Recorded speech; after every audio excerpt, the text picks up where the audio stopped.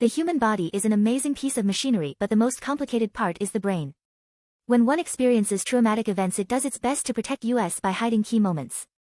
Let's take the alleged victim. Details could be cloudy for the mere part that she was 13 when it happened. Guilt from being in an environment she knew she shouldn't have been, and doubt because who was going to believe her that two of the biggest names in rap violated her. I'm sure she struggled to believe this happened. Memory attacks you when you least expect it, and I have panic attacks, but the kicker is they happen when I'm sleeping. Very scary. I have fallen off my bed because I was reliving a past traumatic memory, but if you ask me when I wake up what it was about, I couldn't tell you, but I know I was scared. I have told parts of my story only to hear, I had a feeling, but you did nothing. I'm sure after going through such an ordeal, a lot of time has been spent not thinking about the event and compartmentalizing so she can have some semblance of a normal life. However, with Diddy being mainstream news, this could have triggered said memory, and now that she is older feels more capable and supported to speak her truth. Do you understand the amount of shame someone who is violated feels? It often is a heaviness you can't describe. She wants to remain anonymous out of fear. There are a lot of fans who would wish her bodily harm, and she has kids. Think about being a parent. Kids live a relatively normal life, then out of nowhere it's shattered by you wanting to face your demons. That's a hard pill to swallow. If she is lying, it'll come out in court, but for Jay-Z, the longer this takes to be resolved in his favor comes the loss of brand deals and other deals that may have a morality clause, which these allegations could be seen put in jeopardy. Remember when Kanye got into it and lost his billionaire status? Jay-Z is low-key for the most part, whereas Diddy is more look at me, which I guess is what balances their friendship. But wait, Spiro claims the two homies aren't as close as the general public may think.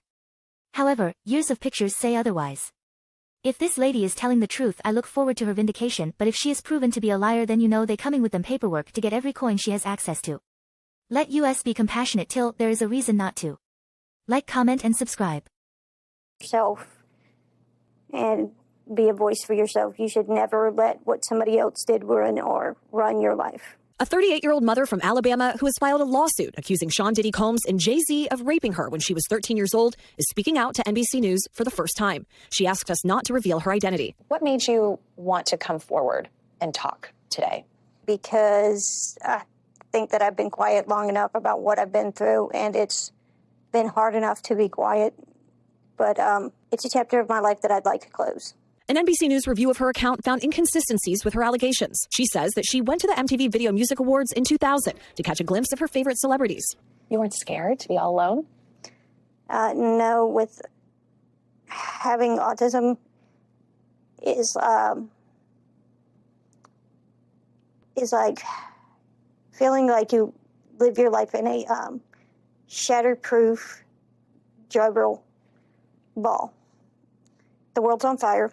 The fire is inside the ball with you, but there's no way for you to get out. In addition to having autism, the woman says she suffered a head injury. The night of the 2000s VMAs, she says a friend drove her from Rochester, New York to Manhattan, a more than 5-hour drive. Her attorney provided NBC News with the name of the friend who has since died. Today's investigative report proves this. Attorney Busby filed a false complaint against me in the pursuit of money and fame. This incident didn't happen, and yet he filed it in court and doubled down in the press. True justice is coming. We fight from victory, not for victory. This was over before it began. This 1-800 lawyer doesn't realize it yet, but soon. Sean Carter. It is stunning that a lawyer would not only file such a serious complaint without proper vetting, but would make things worse by further peddling this false story in the press. We are asking the court to dismiss this frivolous case today, and will take up the matter of additional discipline for Mr. Busby and all the lawyers that filed the complaint. Alex Spiro. The woman says she spoke to Combs' limo driver, who offered her a ride to an after party. I stumbled upon Diddy's driver, who told me that I was exactly what Diddy was looking for. What did you think when he said that to you? I thought it meant that I was just pretty.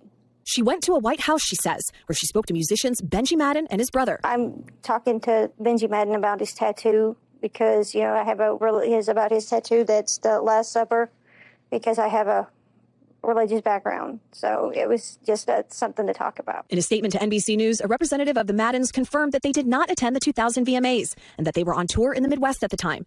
At the after party, she says she had a drink that made her feel woozy. Then she says Combs and Carter took turns raping her while a female celebrity watched. JC comes in and rapes me.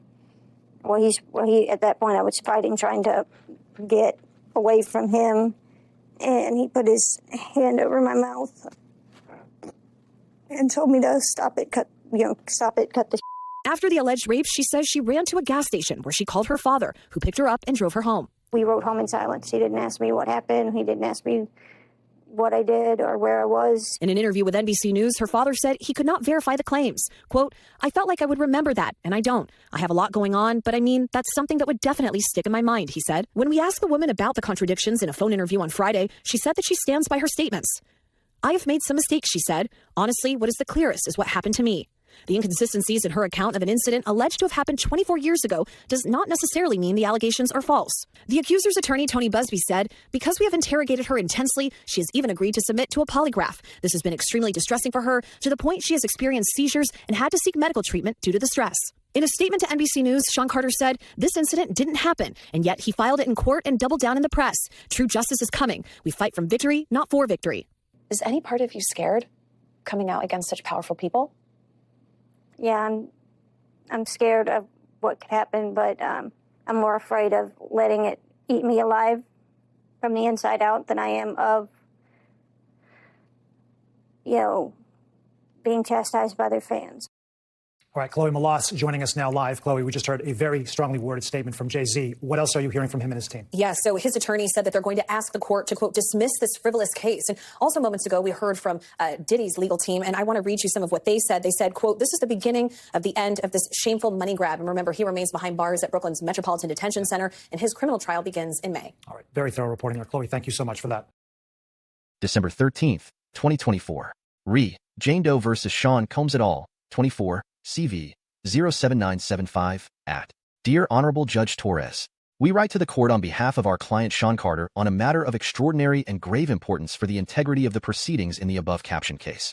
Today at 7:27 p.m. Eastern Standard Time, NBC News reported on an interview that its reporters conducted with the anonymous plaintiff in this case. The interview outs plaintiff's allegations for what they are, a sham. Basic facts in her narrative, the who, what, when, and where are wrong. She claims her father picked her up after the assault. Her own father denies that ever happened. She claims she spoke with Benji Madden at the party that night, but he was on tour in the Midwest at the time, forcing her to admit, "I have made some mistakes. I may have made a mistake in identifying."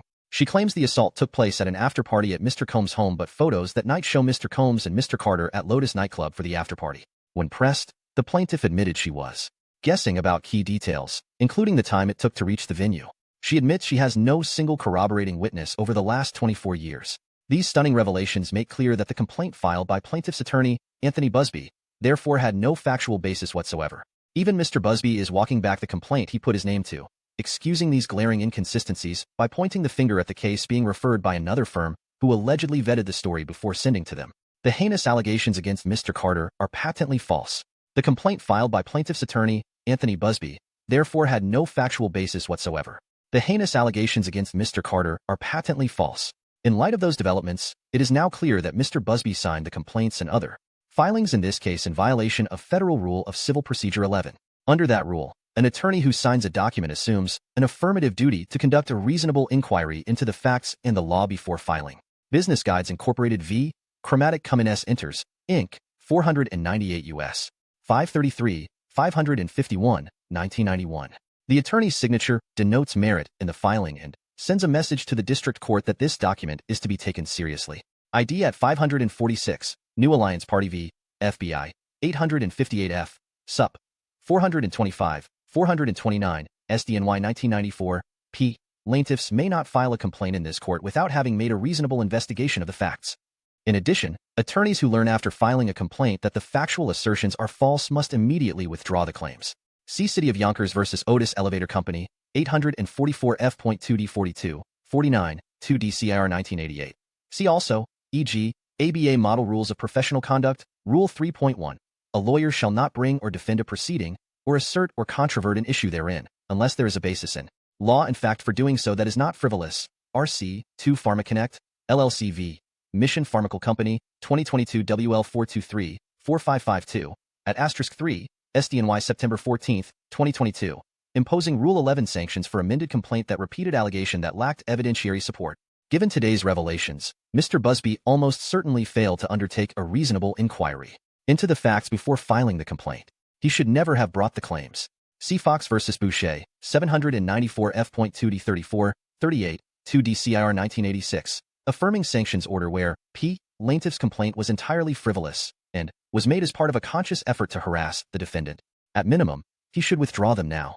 It is stunning that a lawyer would not only file such a serious complaint without proper vetting, but would make things worse by further peddling this false story in the press. We are asking the court to dismiss this frivolous case today, and will take up the matter of additional discipline for Mr. Busby and all the lawyers that filed the complaint.